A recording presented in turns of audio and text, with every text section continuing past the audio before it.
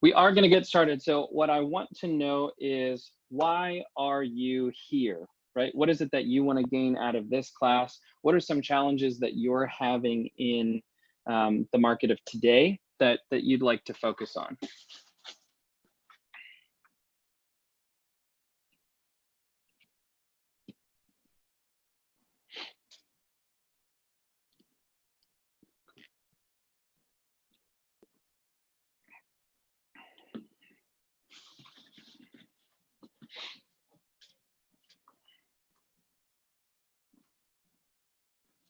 Bueller.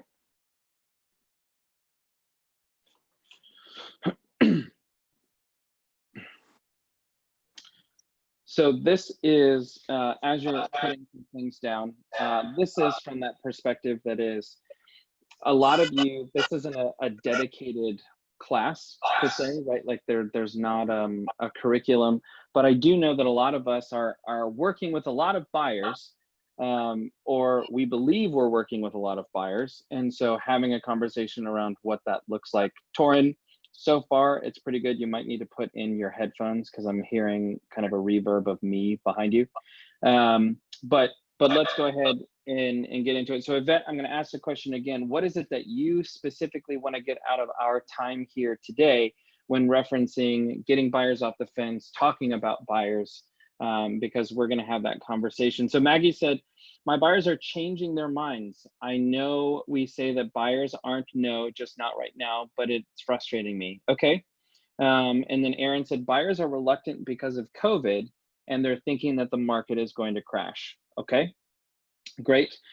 Anything else that you have that you want to focus on in this regard? And we're going to have this conversation.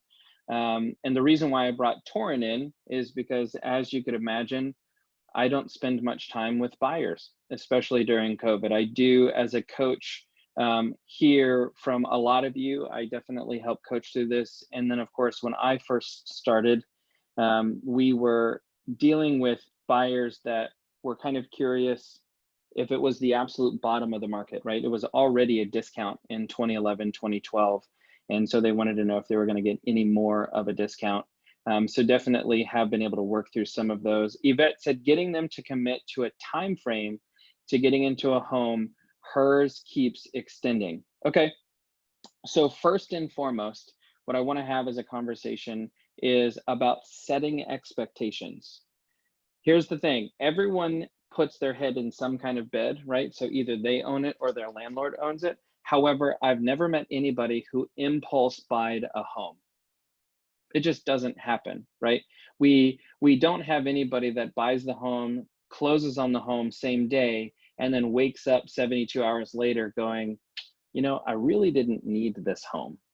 We've not had that. So we have to get real and get right with how we're categorizing our buyers.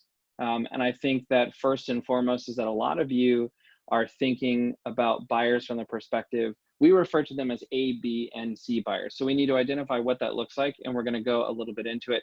Torin, if you will unmute yourself, we'll make this a little bit of a conversation as opposed to a lecture. So we still want to see you though. Hi there, Torin. Wrong button. So you hear Torin, me okay? Yes, I can. Okay. I think they can too.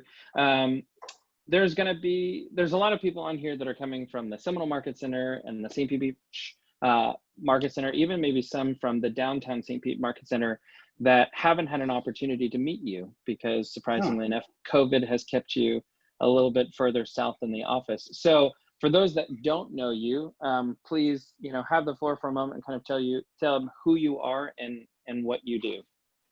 All right, so Torin Wilding. I am the lead buyer's agent for the Coastal Elite Group, which is obviously Michael's team. And I've been with Keller Williams since 2016, end of 2016.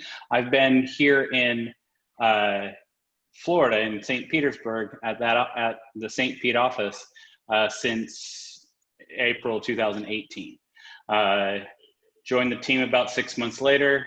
I'm also one of the technology ambassadors for the office. So I am available for tech questions on occasion. Other than that, what were you looking for? Anything more than that? No, Long I think, walks on the beach and all that. no, we can save that for the dating game later. But from that perspective though, so your wheelhouse, you're primarily working with buyers, right? You don't Yes. spend a balance between buyers and sellers. No. You have been focused on buyers. And so how has COVID been for you? I mean, it's changed the way I do showings and interact with my buyers. I personally have only had one client that kind of took a step back and said, until this kind of blows over, I'm not going to be able to do anything. And that had more to do with stock market prices dropping due to the situation than the actual fear of the virus. But I've actually seen an uptick in business over the last couple months. Kind of since COVID started. I've actually, I'm looking at closing 2, possibly 3 in June, hopefully a couple in July. So it's looking really good right now for me personally. Right. So with that though, this is about the conversation on setting expectations about motivation, right? Yes. We identify an A buyer as someone who is going to want to get in the car and look at homes within the next 6 weeks, Yes. right? So a lot of the people that are on here, my question for you is, how do you define an A buyer? And if you're defining an A buyer as someone who is going to start the process within 3 or 6 months, realize that you are not going to get paid for 4 to 9 months from now. And that's where I think you got to get real and get right, which is how many real buyers am I working with right now? And Torin, I know that you and I have this conversation often, which is, okay, how many buyers are you working with? And you kind of name them. And it's like, okay, so how many of them are you showing houses to right now? Like how many of them are actively looking? Those are our A buyer numbers. So Right. How are you figuring out who's an A buyer?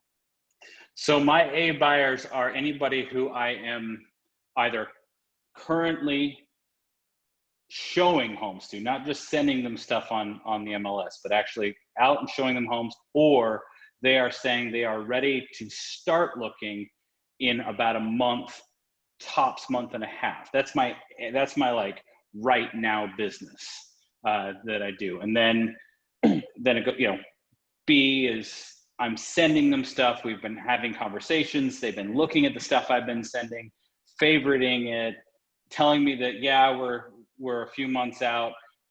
And so that's kind of the delineation between my A and B buyers. And then a C buyer, quite frankly, in our world is someone who's raised their hand and said, at some point I will buy or sell my house. I'll let you know. Right. And so we don't spend really any personal time with C buyers or sellers. The periodic check-in, probably once a quarter, or depending on where they are in the scale, maybe once every 6 weeks or so, but they're put on an automatic system, right? And we know that. So you're really spending a majority of your time with A's and then that follow-up with B's. So how do you communicate differently with A buyers versus B buyers right now? Well, I mean, A buyers are kind of the ready, willing, and able to get started. And so communication with them is, here are some places that I found for you. What have you found that you like? Having conversations about the actual home buying process. B buyers, I'm communicating more kind of, monthly or better if I can, and just reminding them that I'm here and checking in with them to make sure that they have, see if they have any questions. And I'm keeping them up to date on what's going on in their neighborhood. I will message them or whatever and say, hey, interest rates are really low, so now would be a good time if you guys are still in the process. So it's a matter of just kind of seeding it and staying top of mind with them, with the B Right. buyers, than the A's. Okay, so I do want to make sure that we answer some of the questions here. So first and foremost, Maggie was saying that her buyers are changing their minds.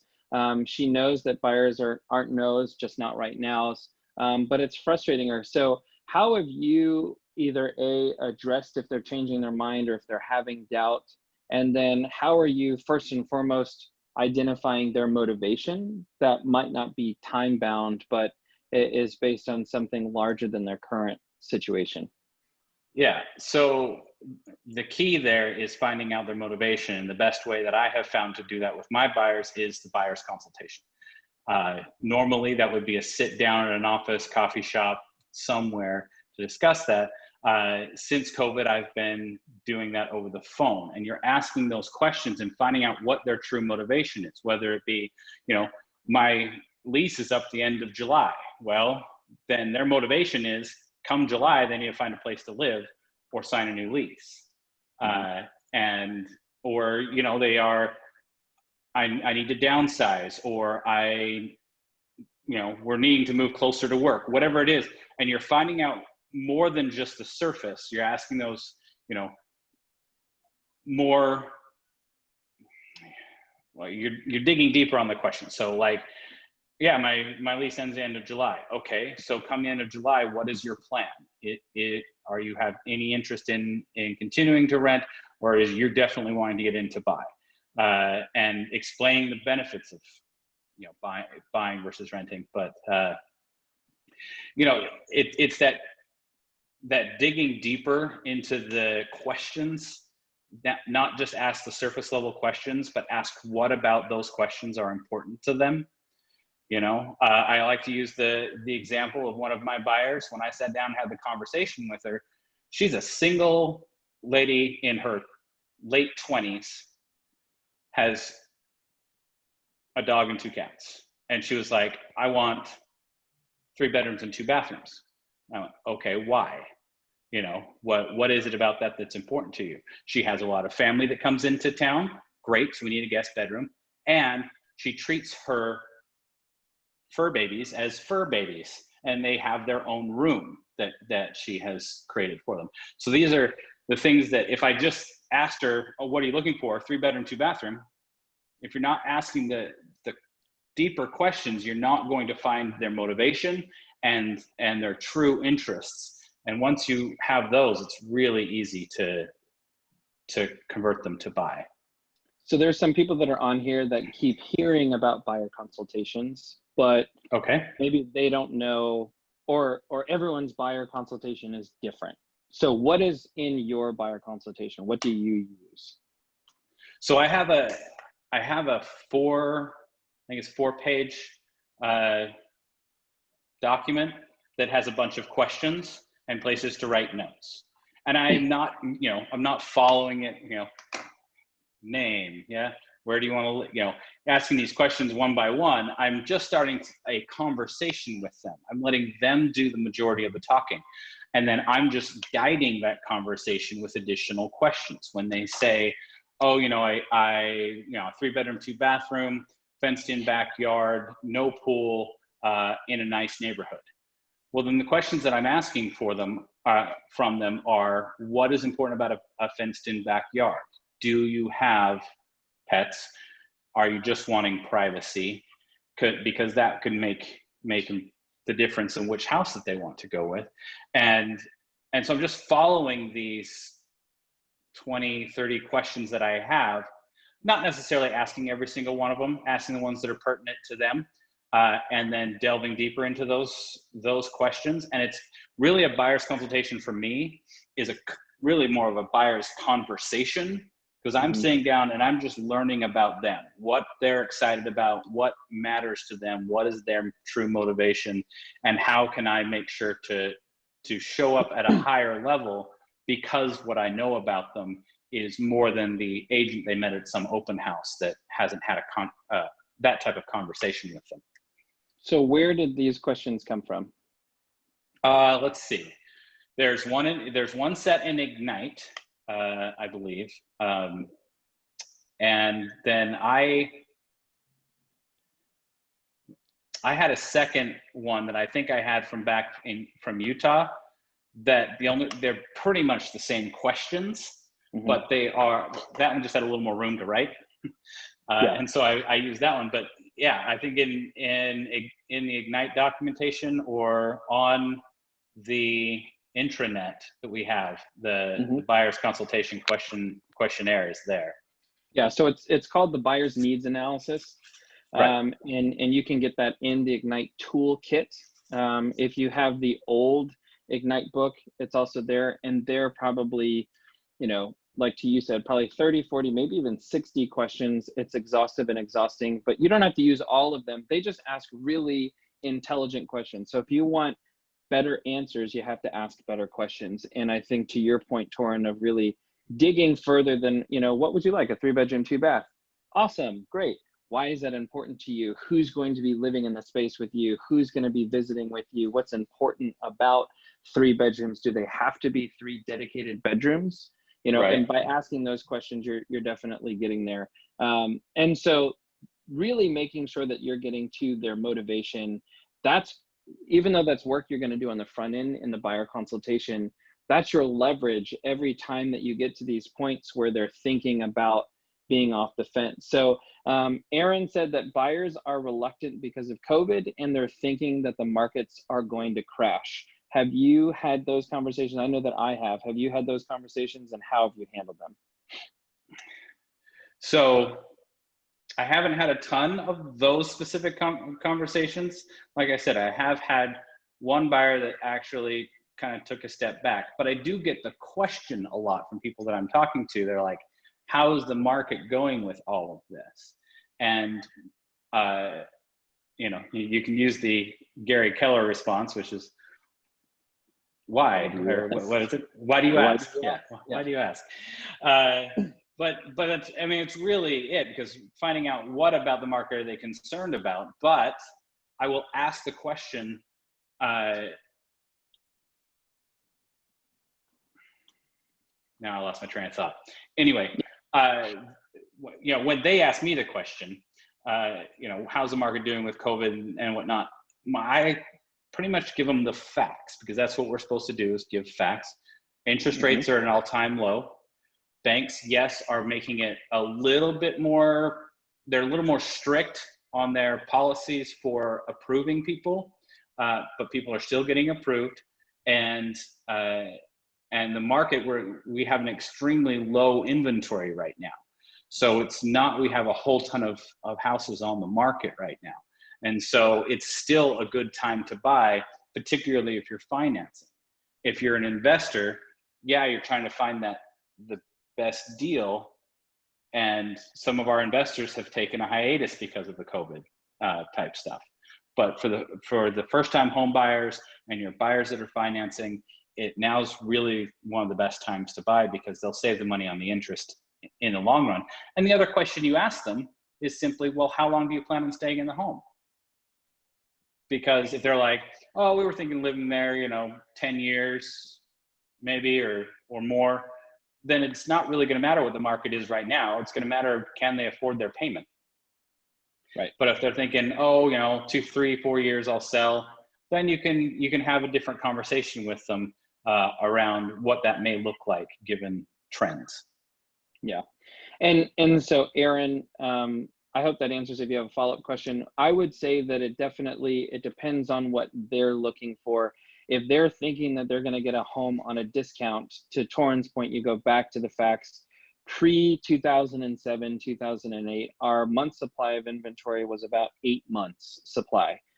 Prior to COVID, the month supply was around 2.1, and it's still below 3 months supply. So the idea of what the inventory, and that's across the board. Now you talk about the specifics of who your buyers are. It's going to be completely different, right? The person who's buying with FHA is probably not someone who has who has a lot of money in the stock market, and so therefore their decision is going to be based on where their equitable stake is today.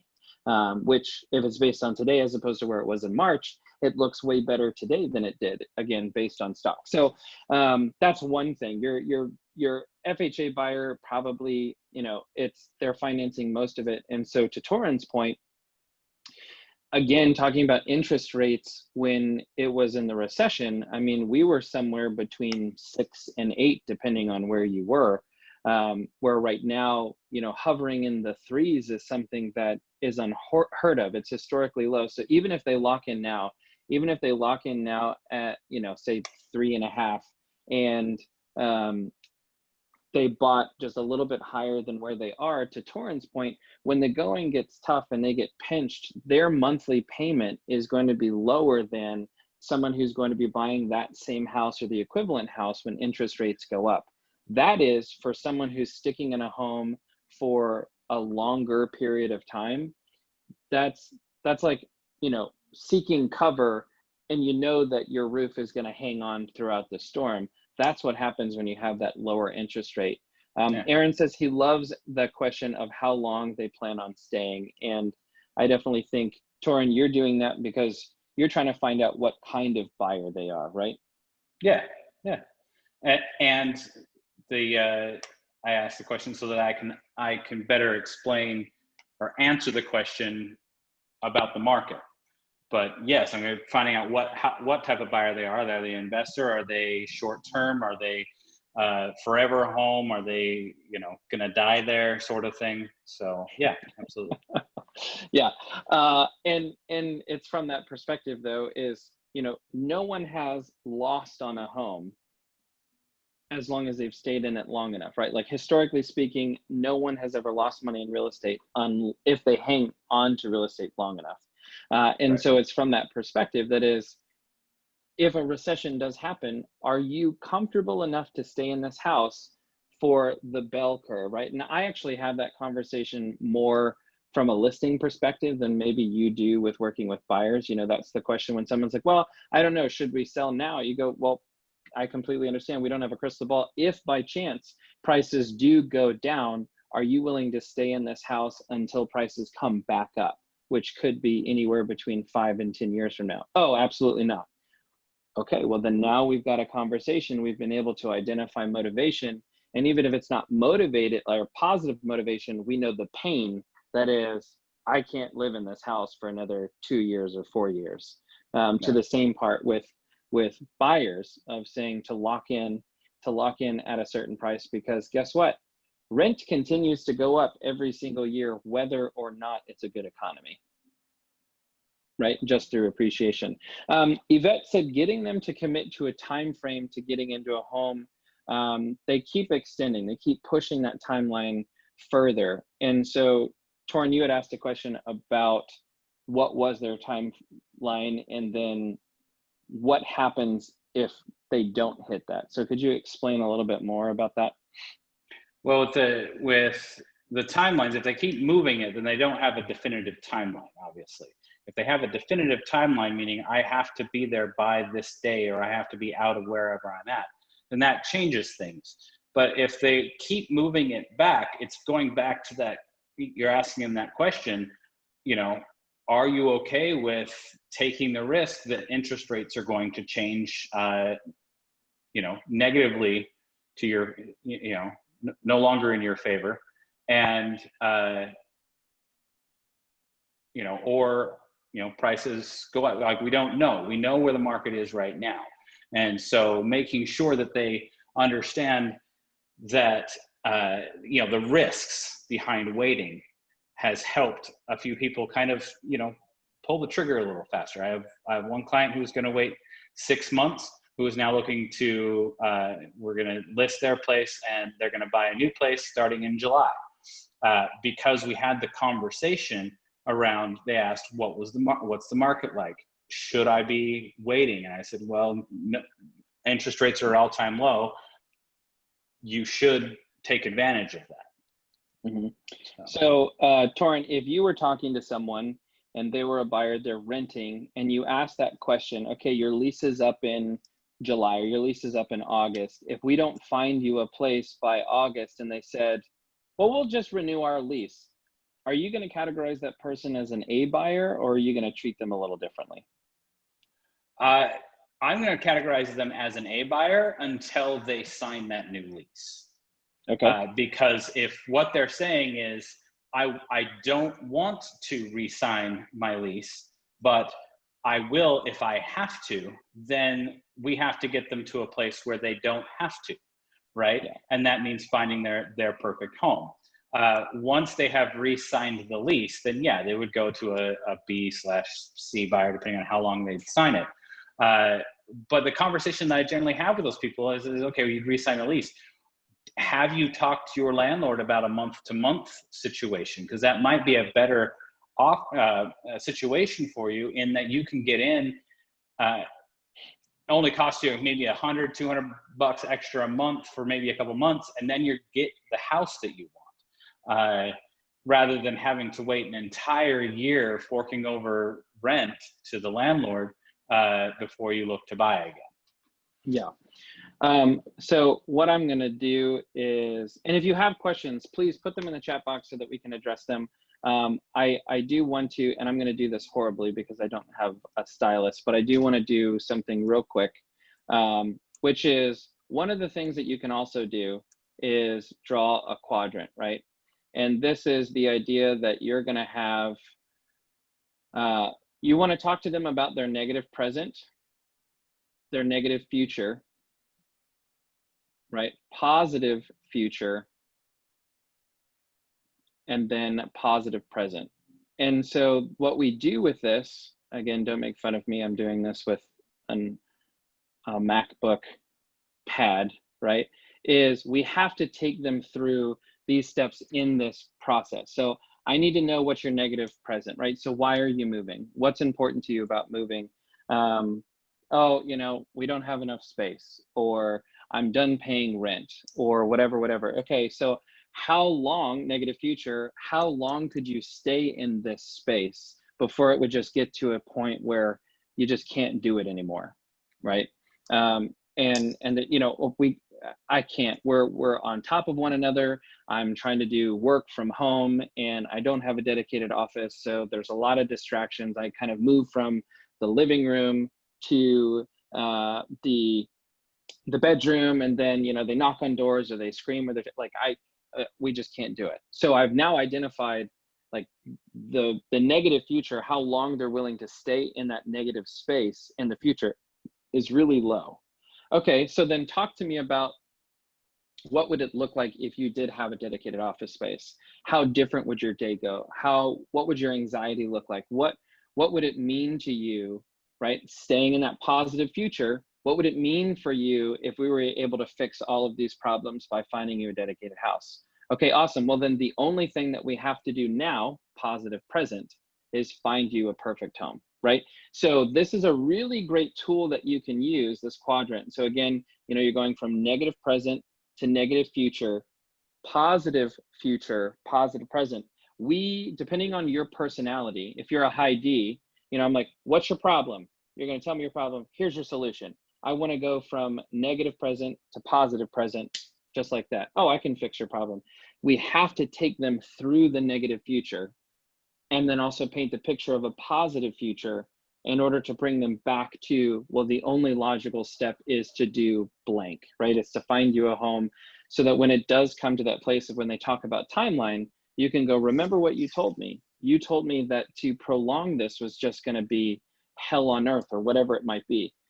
And if you're finding that you have buyers that are just not that motivated, you need to go find more buyers. You're always going to have your B buyers. They're going to be there. Those are future business. That's paychecks for Q3, Q4. But if you're finding that a lot of your buyers that are taking a lot of your time right now are just not that motivated, you might be telling yourself that they're an A buyer when they're really not. Yeah.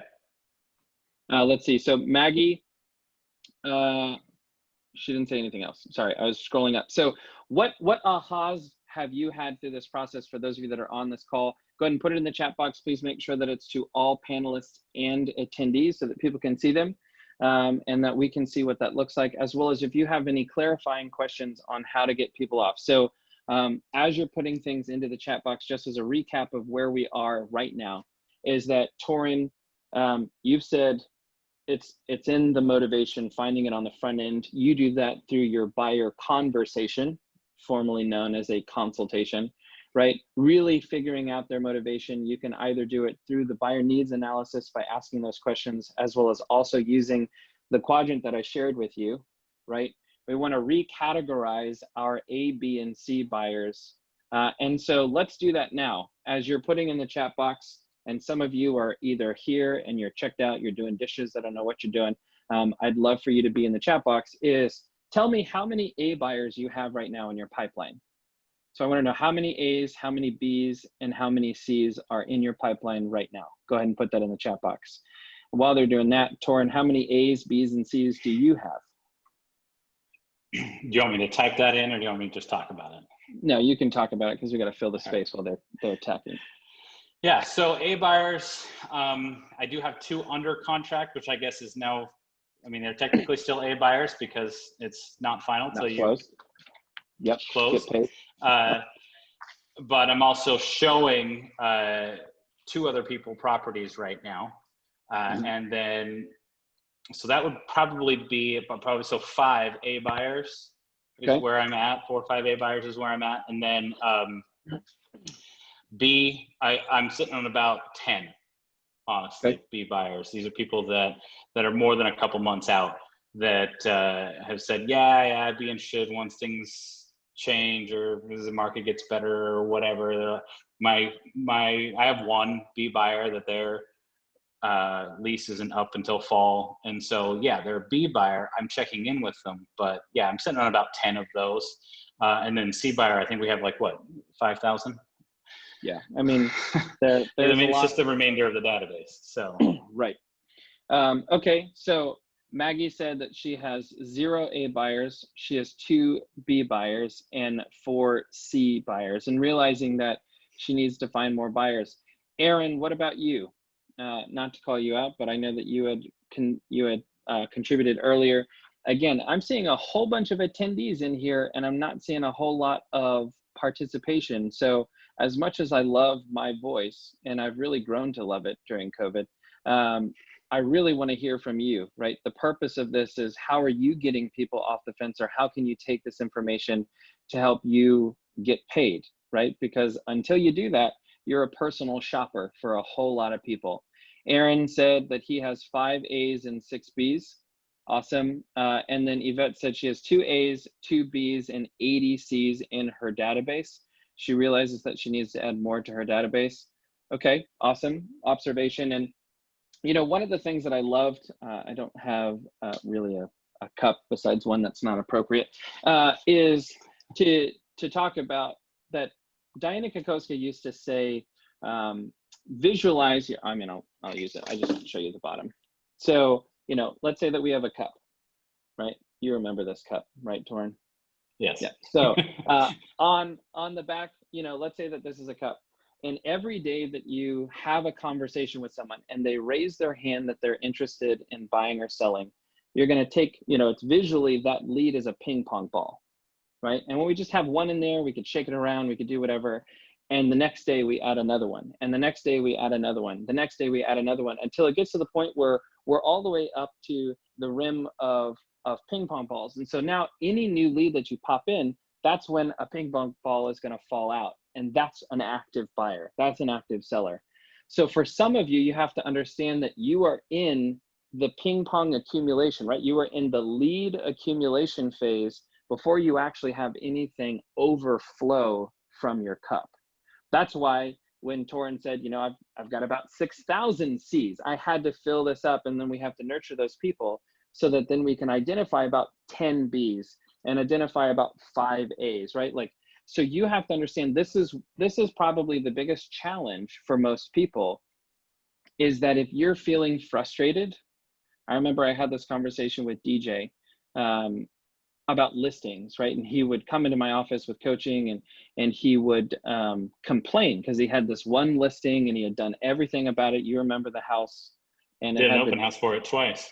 Yeah, the big tree in the backyard. Yep. And he was getting so frustrated. And I said, would we be having this conversation if you had more listings? And he said, no. So the moral of the story was to go get more listings. It's the same thing for you. If you have buyers that are moving their deadlines, they're not really motivated, you know, if it doesn't work out, we'll just renew our lease. I mean, you know, no big deal. We're just kind of kicking, then you need more A buyers.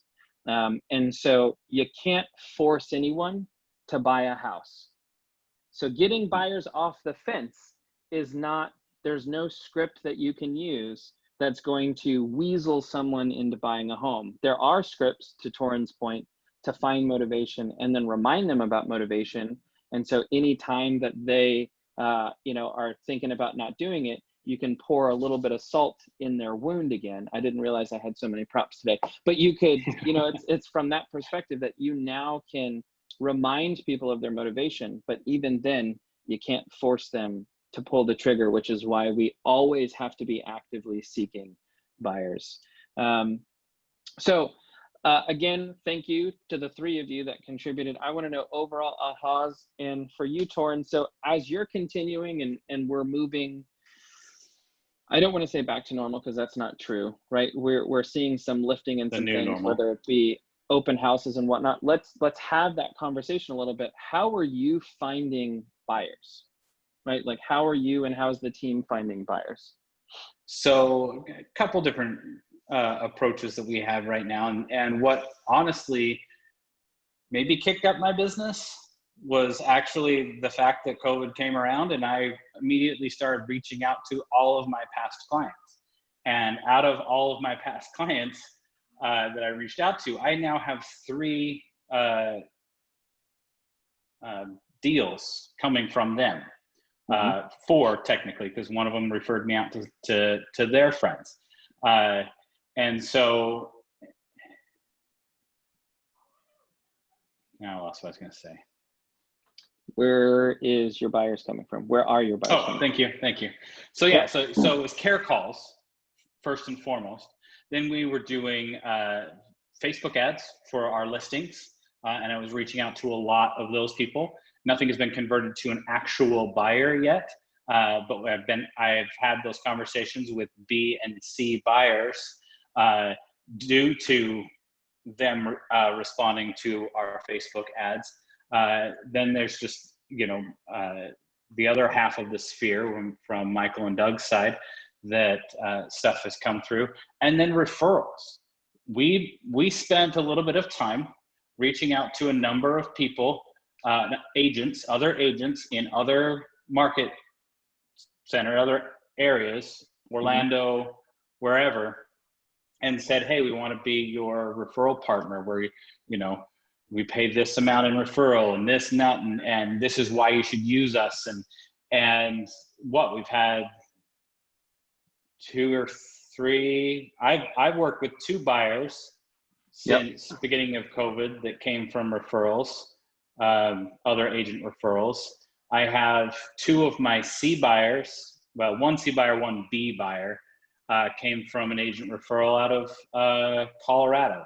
So it was just, so care calls, sphere calls, if you will, communicating with your sphere, Facebook ads, referrals, agent referrals.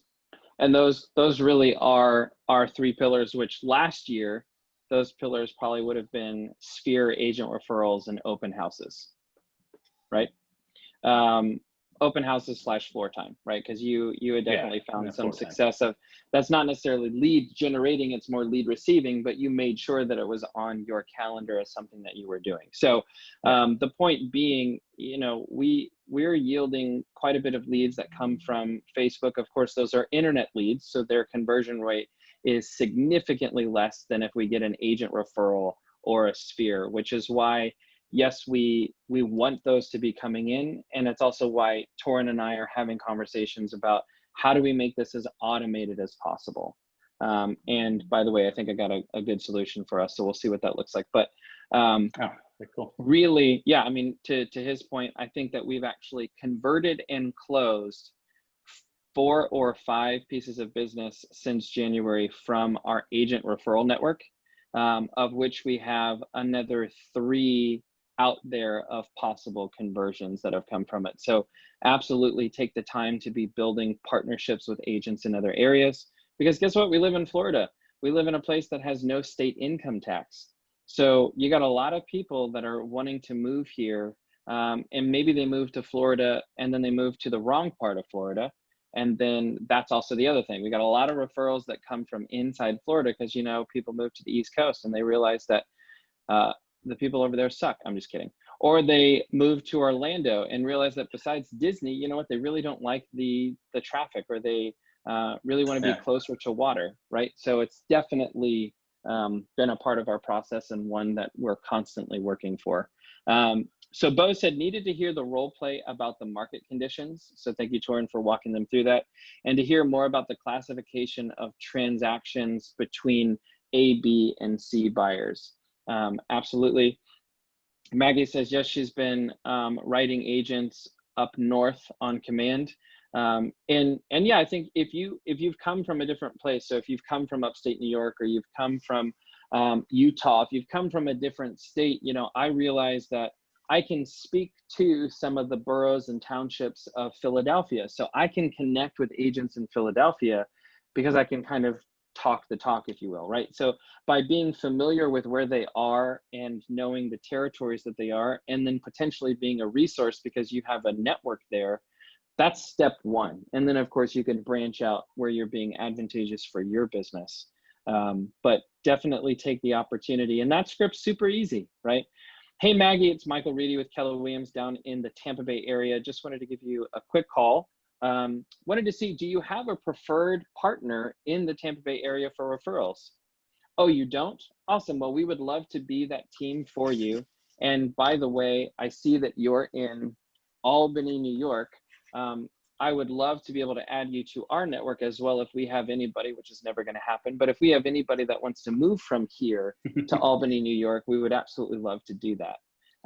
Is there a good contact information that I can get from you that I can just send you a quick thank you, as well as some information about us, so that if you do have a referral in the future, you'd be able to do that? Super simple, right? If you've got a goal of making your 10 contacts a day, make 2 of those calls agents. Make 3 of those calls agents. Don't make all 10 of them, because you're not necessarily going to do that. But imagine what it looks like a year from now when you've been able to make about 450 calls to agents just by picking 2 a day, right? And that's something that can be really important. And to Michael's point, on that, Maggie, you mentioned you were writing agents through command, which is good. I would challenge you to take it to the next step and have a conversation with that agent, whether that be text message or pick up the phone and call them. It's going to make all the difference, because I'll tell you, I get a ton of people that reach out to either, you know, Michael or myself that say, hey, I want to add you to our network. Sure. You know, but we never had a conversation with them. And after I've hit accept through command, I never think of them again. But the like ones accepting that, a friend request on Facebook from someone you don't know, you're like, okay, thanks. Exactly. Where the ones that I've had actual conversations with are the ones that are actually producing business for me, because they have that connection. So I would say, and it's really, really easy to have conversation with other realtors. Really is. Yeah. I mean, you know, and half of them aren't lead generating anyway, so they'd love a phone call from you. Yes. Yeah. So Torin, I know that this is about getting buyers off the fence. That is the framework. We kind of gave them a little bit about where we find buyers, how we identify buyers, how we group them, and then how you convert them. But any last thoughts that you want to speak to on just getting buyers out of the maybe and into the yes? Well, yes. The question came up around, you know, people keep, you know, I'm out showing houses to people, and, you know, they keep pushing back their deadline, or they're not pulling the trigger on anything yet. Something that I have implemented a little more regularly into my showings is, as we are leaving the property, I will say, how does this compare to the last one we bought or we looked at? Or I will say, is this the one you want to put an offer on? Because that puts them in the mindset of, okay, if I had to compare, if I had to choose right now, which one is it going to be? Or yes, this is one I want to put an offer in, or no, it's not. And that's going to give you more information as to whether or not they truly are A buyers or B buyers. And it will help take those people that are maybe on the fence between the two and push them into making action and choosing, you know, the house they want to go with. So, and it's been really great because we'll get through 4 or 5 showings and I'll say, okay, what's our number one? Oh, it was the third one we saw. Great. Let's put an offer together for it. Or do you want to make an offer on it? However you want to approach that. You know, get them to answer the question of, should I pull the trigger? I love that. Especially because if you want better answers, you have to ask better questions, right? So what do you think is completely different than, is this a home that you would put an offer on? Or is this a home that you see yourself living in, right? Or how does this home compare to the last one? Oh, we definitely like this one. Great. Or no, we didn't like it at all. And, you know, that was the thing from Jeff Joyner of literally crumbling up the MLS synopsis. If they said like, no, this one doesn't work for me. Great. Throw it away. Visually, we are removing that one from our brain. And I think that can definitely be helpful. Don't be afraid, you know, if you naturally were to interact, and some of you have, you know, Torin and I are different in our styles of delivery, right? I know that might be shocking to you, Torin. And yet, you know, when you ask the question, is this a home that you'd like to make an offer on? Do you feel like that's too direct? No, not when I'm out showing them the property. Now, I've heard people that use that during open houses. Is this a house you want to make an offer on? And I've used that one before. And to me, it did feel a little direct in that situation. But if I'm actually actively out showing someone a property, I'm just, you know, is this house you want to make an offer on? I need to know where, you know, what I need to work on. Yeah. And the other thing I wanted to add to the way that I do it without, you know, showing 5 homes, I'll have them pick not only the one they like the best, but which one would be a good one to take if you're unable to get that. For whatever reason, we get outbid, they take it off the market, the numbers don't work. Do you have a plan B out of these ones that we looked at? And so that can help you not have to do as many showings as well, because if the one doesn't go through, you don't go back to the drawing board, you go back to the other one that they were saying, yeah, I could live here too. Right. No, I think that's really helpful. Again, the most important thing through all of this of getting people to move is to remind them why they want to move, right? And so making sure that we're definitely focused on the negative future, positive future, and get them to positive present. So when I'm out doing showings, I focus very much on the positive future when I'm pointing things out. Oh, this would be a great place for that big screen TV I know you want. You watch sports. This will be the perfect home office for you. In this little nook area, you can keep an eye on your 4 kids. You know, you're painting that positive future when you're walking them through the house, so that they're seeing more than just the house. They're understanding how they would live there. Yeah, and again, I think that some people would be like, well, I mean, that feels like you're really selling that particular house, but you're saying that you do that through each of the houses to kind of highlight the pros, right? As to what was important to you as their agent, that you were listening to their needs and you're pointing out why this house made that criteria. And I think that's really powerful. All right, awesome. Well, I hope this is helpful. If anybody that's on here would like to get in contact with you, Torin, if they have follow-up questions about getting buyers off the fence, how can they get a hold of you? Well, you can, texting me is probably one of the fastest way to get a response, and or calling me, but calling me I may not answer always. So phone number would be 727-276-7799. Again, that's 727-276-7799. Or you can email me. I check my email very regularly. Thank you. At Torin, at coastaleliteGroup.com. Yeah. Awesome. Well, thank you, Torin. If anybody has any questions, we'll kind of leave this here also so that you have the opportunity to take down his phone number and his email that'll be there. I'll leave this on for a little bit, but thank you for joining me. I know it was a little last minute, but I definitely think it's important for people to hear how you're doing it and to know that conversion is something absolutely that they can incorporate. So thank you very much. Thank you all for being a part of this.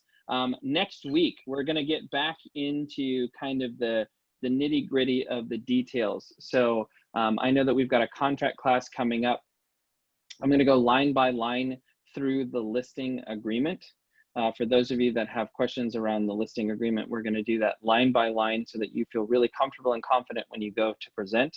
And then we're going to be drafting some different topics for the rest of the month of June. So make sure that you put this on your calendar. Thursdays at noon, we always try to bring you something of value that you can put into your business right away, as well as a mixture of some fundamentals core classes as well.